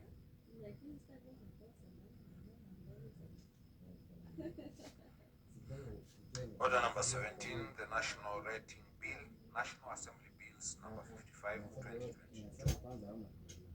The second reading. Majority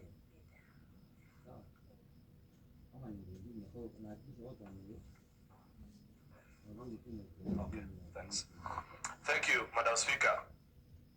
Madam Speaker, I beg to move that the National Rating Bill, Senate Bill number 55 of 2022, we now read a second time.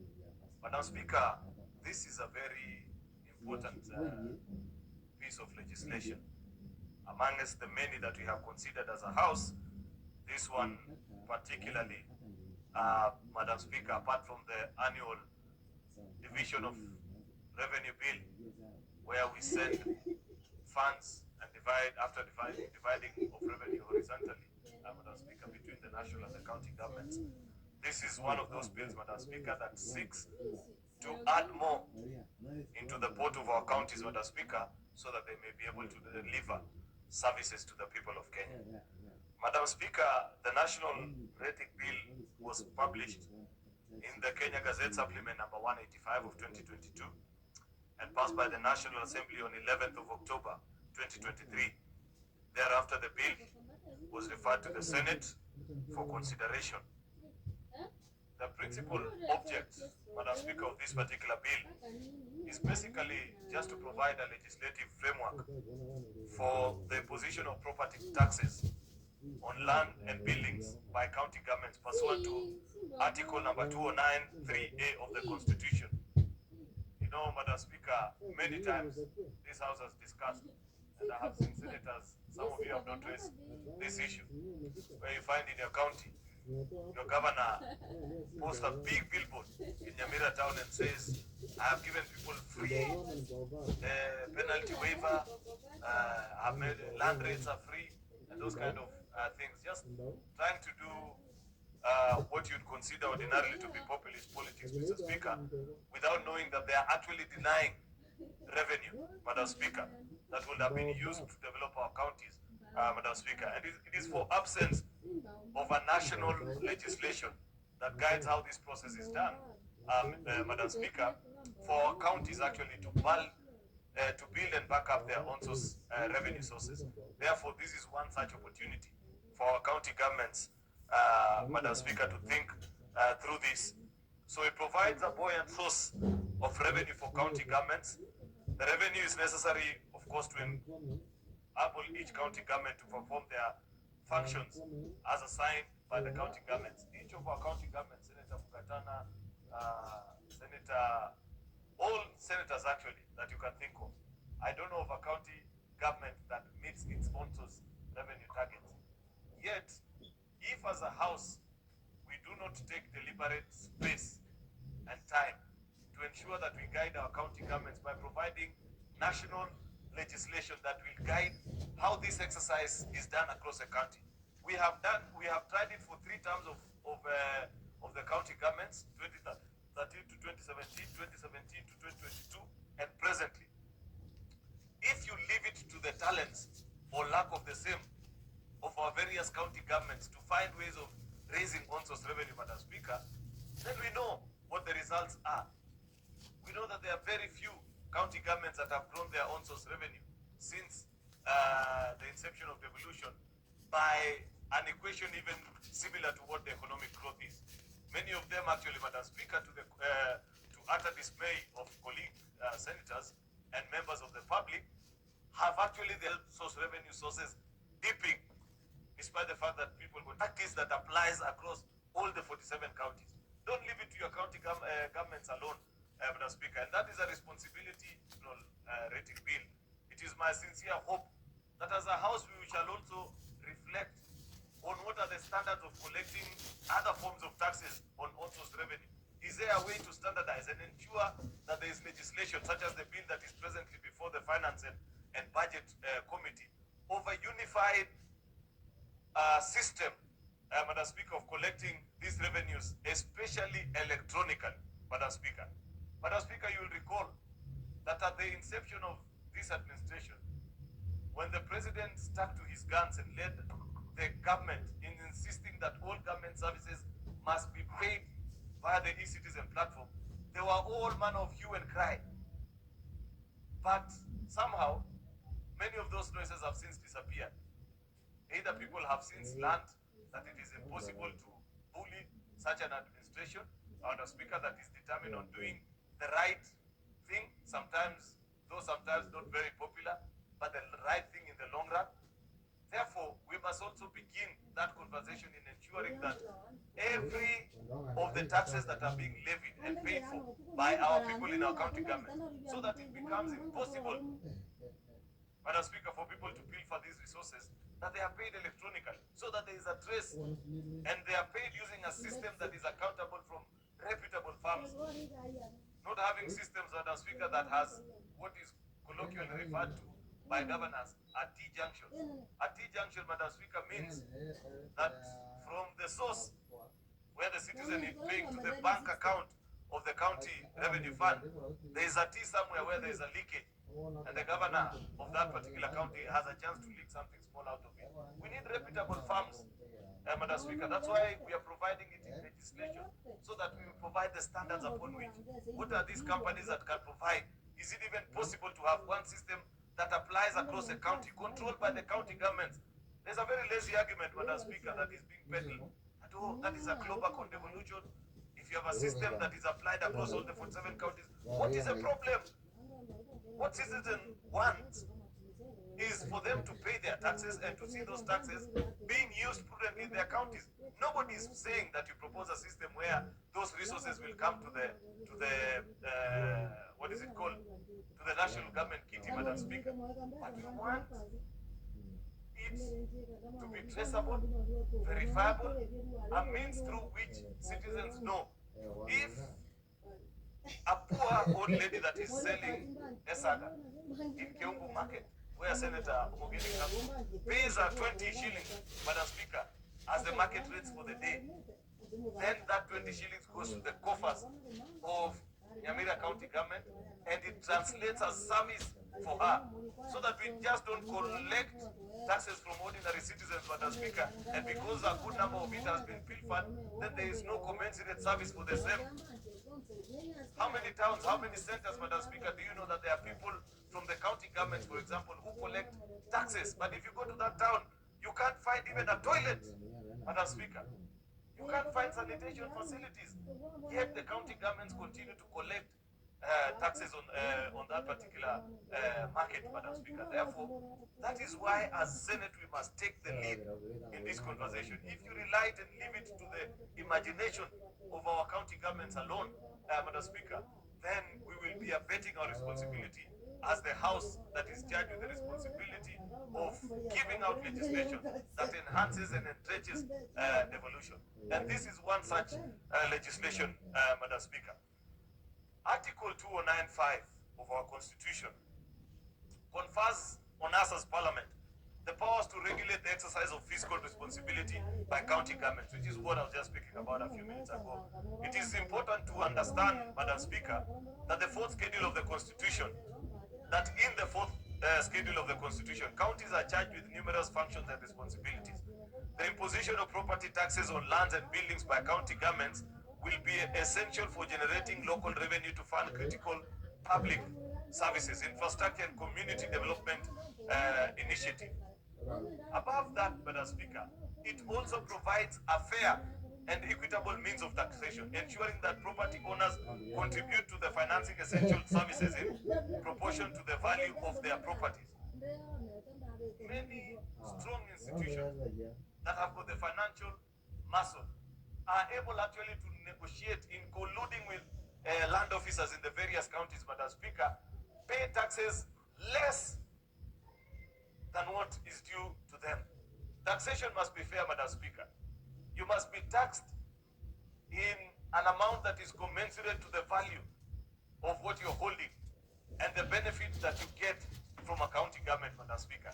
If you are charging a boda operator or a mama mboga, Madam Speaker, in a particular market, 20 or 50 shillings to operate in a particular market, then within the same market, somebody who has a wholesale or a supermarket, Madam Speaker, is simply being charged 500 shillings as license or 1,000 or whatever amount, Madam Speaker, for the entire financial year. Then it brings to fore the conversation about equity. Is it fair? Is it just? This provides the opportunity for us as a country to have this conversation and say that taxation by our various forms and arms of county government, Madam Speaker, is fair and can be traced, Madam Speaker. We have challenges. Those of us that have come from counties that have multinationals operating within them, Madam Speaker, where you find for an acre of land, the tea multinational estates, for example, for those of us that come from the tea growing areas, many of them up to date, the land rates that they pay are valuations of as late as 1994, Madam Speaker, when I was a 6-year-old boy. I have come to the Senate right now, they're still paying that particular amount because of absence of such a law. That is why this is very personal to some of us, and we need to quickly pass this legislation, Madam Speaker, so that there is a standardized format determined and passed nationally here at the national government, so that counties are left to implement and collect the resources, and it's not left to the negotiations, Madam Speaker, because I know, for example, in the tea subsector, when we go to meetings with them, they say, oh, we have agreed with this county government, but we didn't agree with the other. We don't want these back-end agreements. We want agreements, Madam Speaker, that can be verified, that can be scrutinized, and that can easily be traced back, Madam Speaker. Part 7, Madam Speaker, as I move towards a conclusion, Part 7 to 20 of this bill, Madam Speaker, contains provisions of the duty to levy rates by county governments and the principles they need to adhere, Madam Speaker, in accordance to PFM. It defines actually who the owner is, the mandate and the requirements of ensuring that the rates are paid. Of course, it even provides for forms of rating, the notice of rating, ratings track, the notice of rate, payments and remissions, discounts, waivers, enforcement of payment of rates, and so on and so forth, Madam Speaker. Basically, this is the engine of this particular legislation, providing for all what I have described earlier above.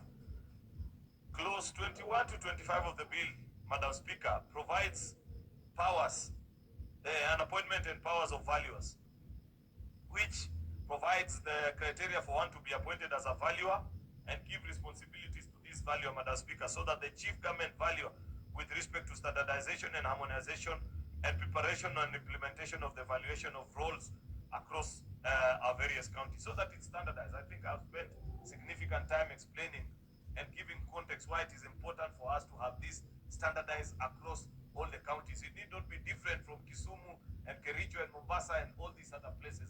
The chief government valuer sets in consultation with the county governments, Madam Speaker, so that the valuation role is standardized, Madam Speaker. I have given example that many counties, I know, for example, in my county, Senator Moma, as you drive towards Kericho town, all that land that you see and you admire and you take pictures from, the valuation role that is being used was last updated in 1994. That's why we are providing standardization of exercise, so that we know what is the frequency of updating the master valuation role with our various county government. Within what time should it be updated, so that the same can be done. There are property owners, for example, in your county of Kisumu, who on one file you find that the valuation for this business owner last reads the value for 19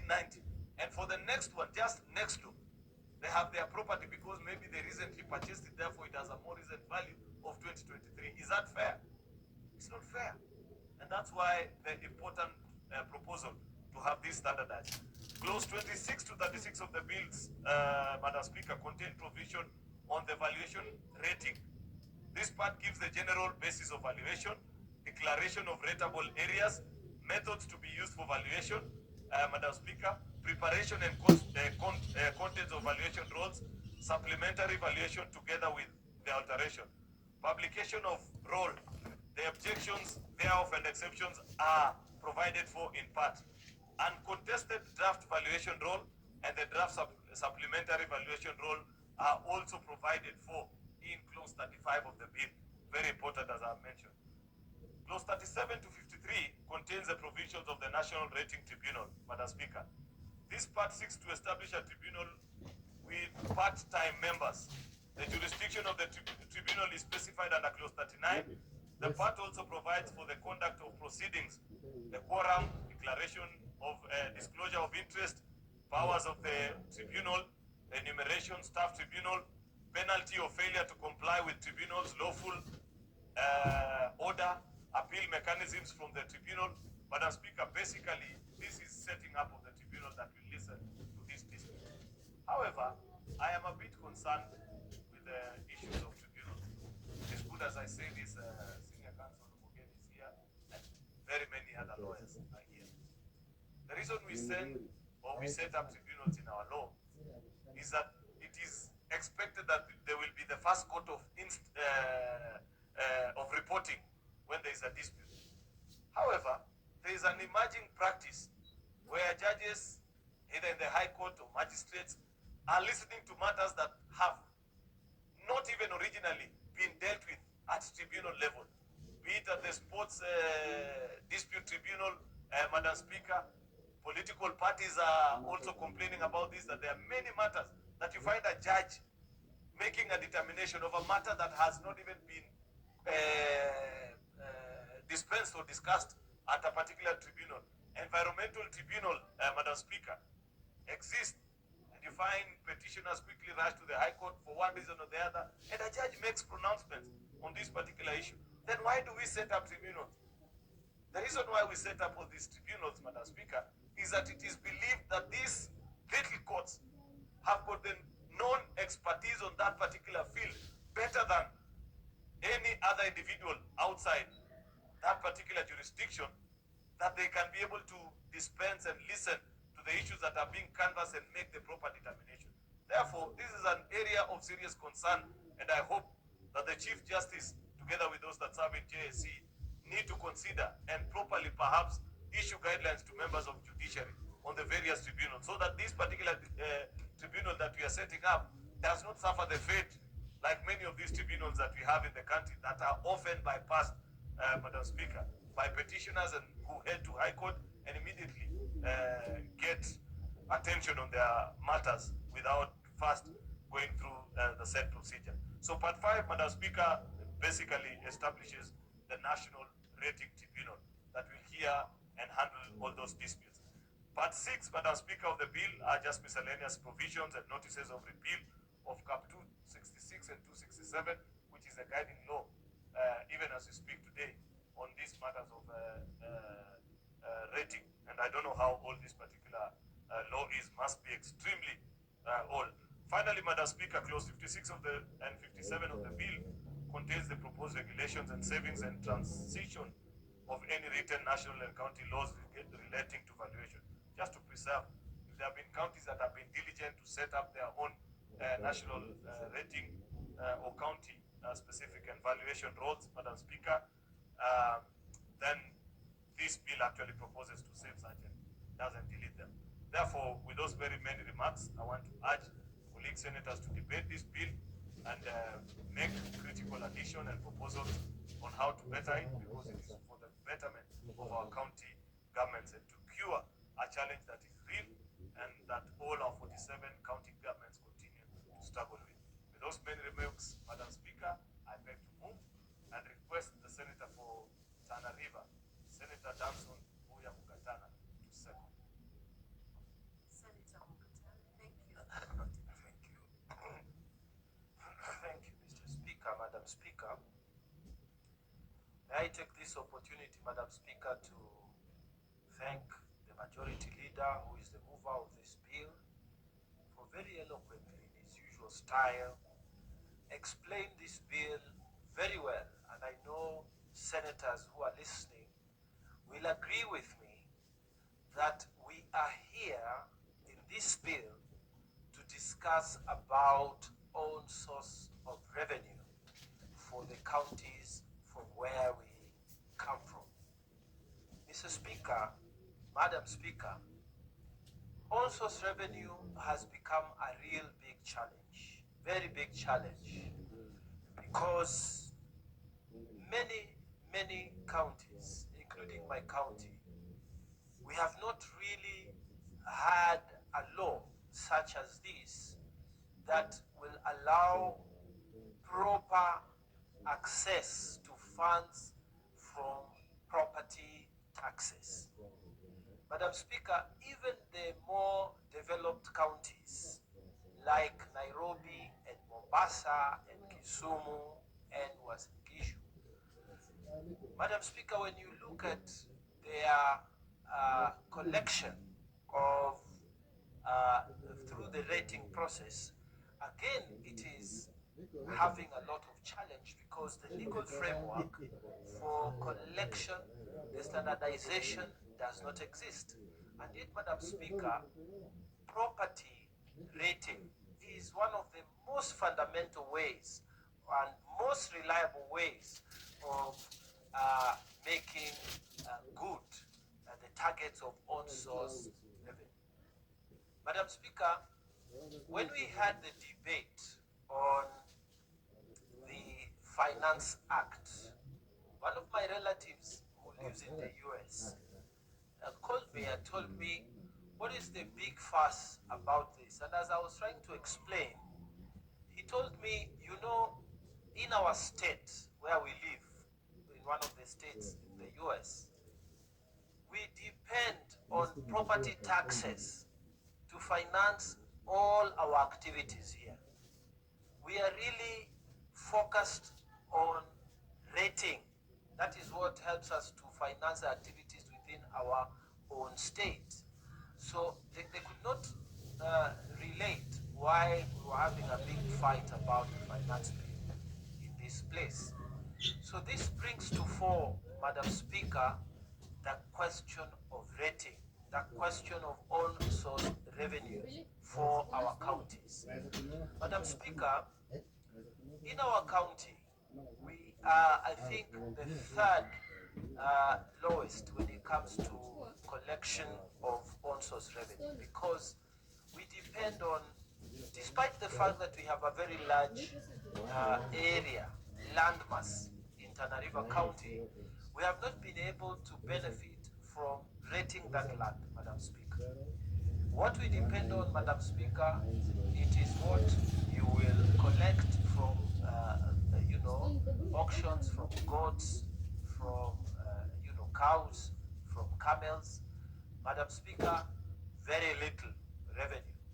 And then they go to the markets also, very little revenue.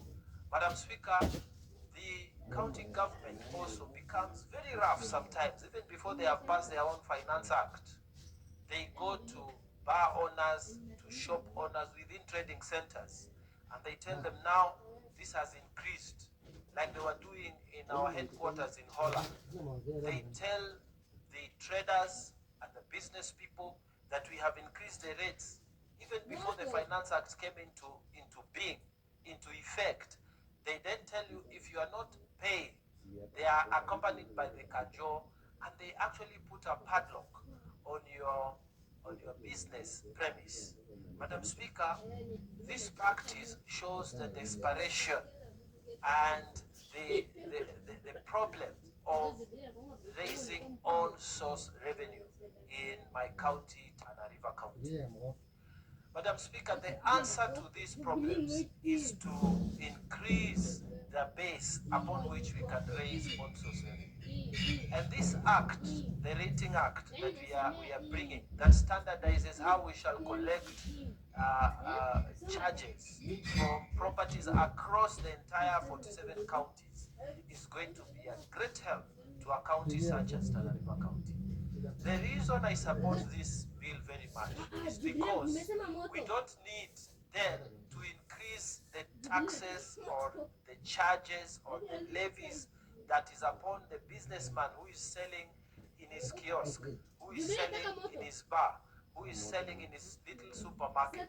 What Tana River County will now be doing, Madam Speaker, is to benefit from this act if we pass it into law, where the huge landmass is going to be rateable.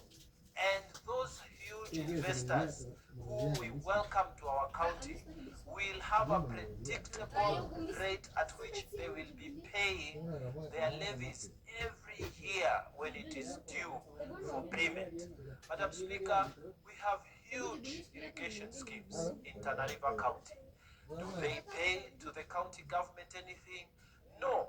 Madam Speaker, we have huge programs that are coming, investors, private investors, Madam Speaker, who are supposed to be bringing investment, yes, and we welcome them, but who are also supposed to make a contribution to the county government. Are they paying? No, Madam Speaker. Why? Because the legal framework does not exist. Today, when we pass this rating act, Madam Speaker, we shall create a larger base for the counties, not just Tana River, but the rest of the counties in this nation, who will be able now to collect in an organized manner, in a structured manner. They will be able to collect the levies that are due, and they will increase the base. Madam Speaker, we know that there is a very serious problem of leakage of what county governments collect. And we know, Madam Speaker, that even the little that they are collecting, like what the Honorable Majority Leader has said, there is something called the T-junction. When they collect the resource for the charges from the traders, instead of that money coming directly to their accounts, the county revenue fund, there is a T-junction created there where illegal charges, the juice is sapped in little amounts. So people then become very wealthy. You cannot explain how they are wealthy because they don't have a business, they don't have a factory, they are not trading, they are not even registered anywhere. And Madam Speaker, you see, they're having all this money to splash around. Why? Because they are stealing from the T-junction. So Madam Speaker, even as we discuss this rating bill, we must empower within the same act, and I think we should be creative enough to create a mechanism within that legal framework that will force this money that will be collected through rating to come directly into the county revenue fund. Madam Speaker, we have technology now in this time and age that we live in.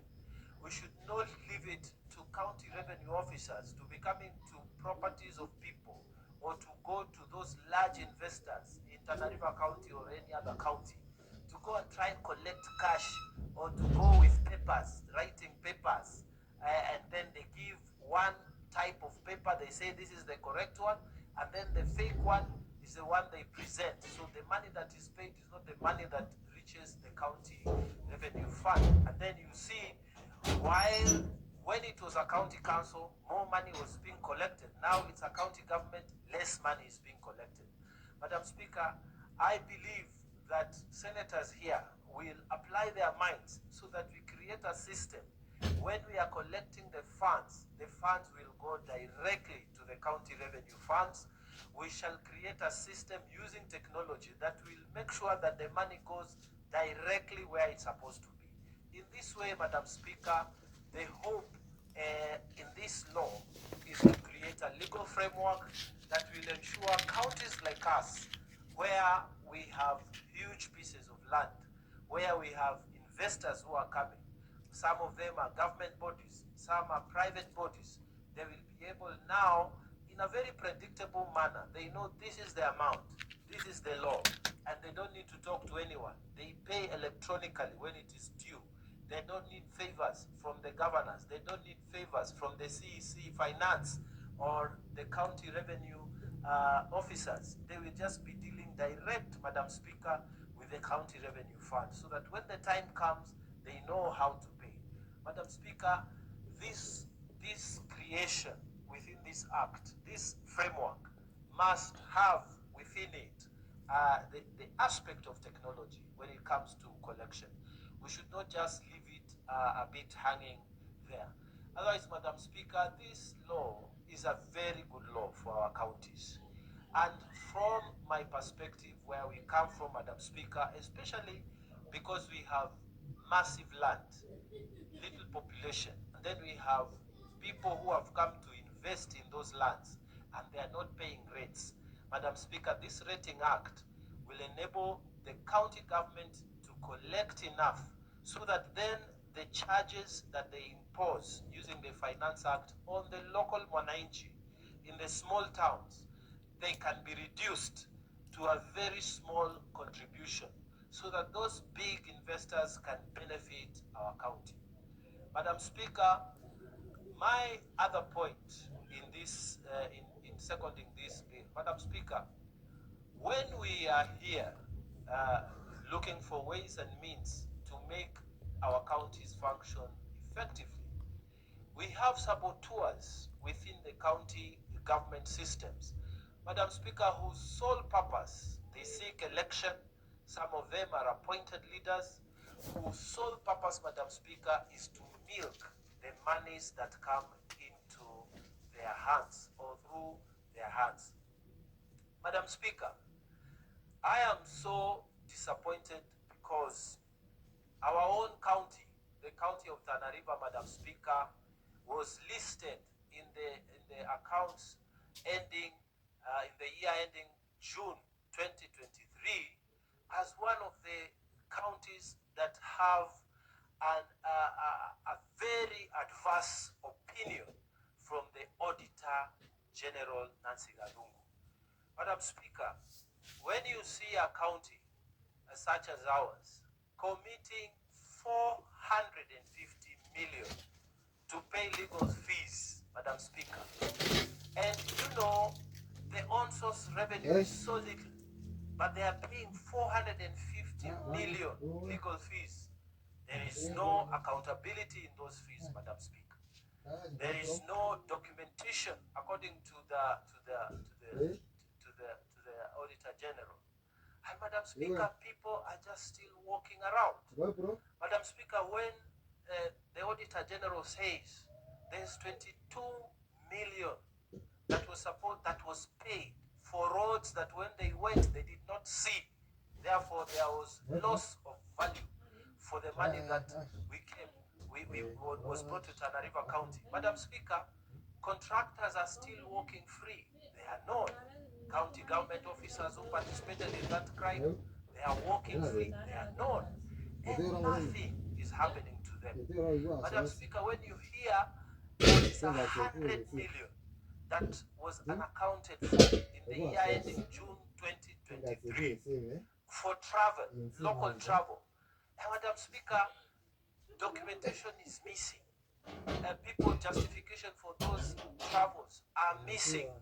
Madam Speaker, even when we bring this rating act, this new mechanism for extending the on-source revenue into our counties, what is it that we will put in this act, Madam Speaker, that will make sure those thieves, those pilferers will not walk straight?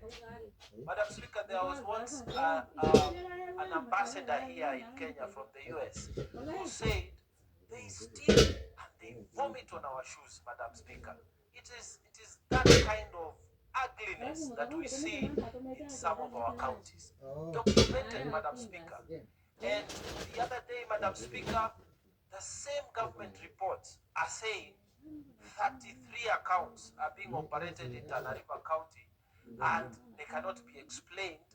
And then people are just walking, driving nice cars, having nice houses.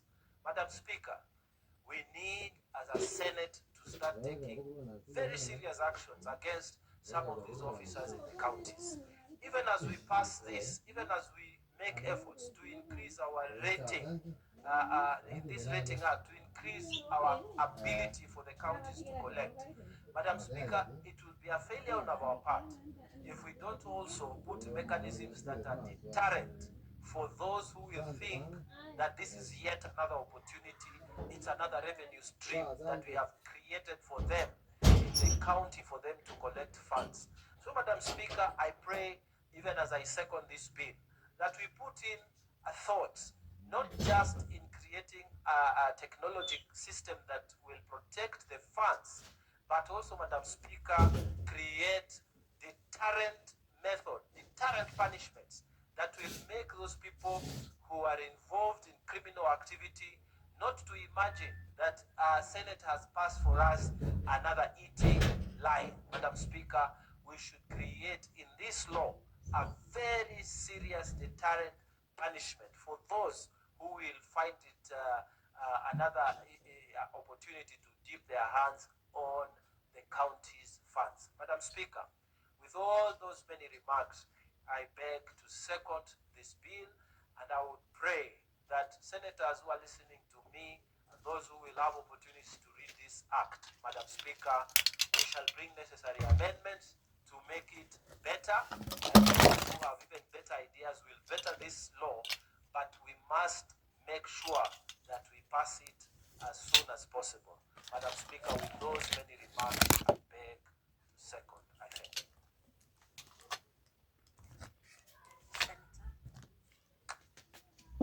Honorable Senators, I propose the question that the National Rating Bill, National Assembly Bills number 55 of 2022 be now read a second time. It's now time to engage in a debate on this bill. I invite Senator Mogeni Eric Okoro to commence.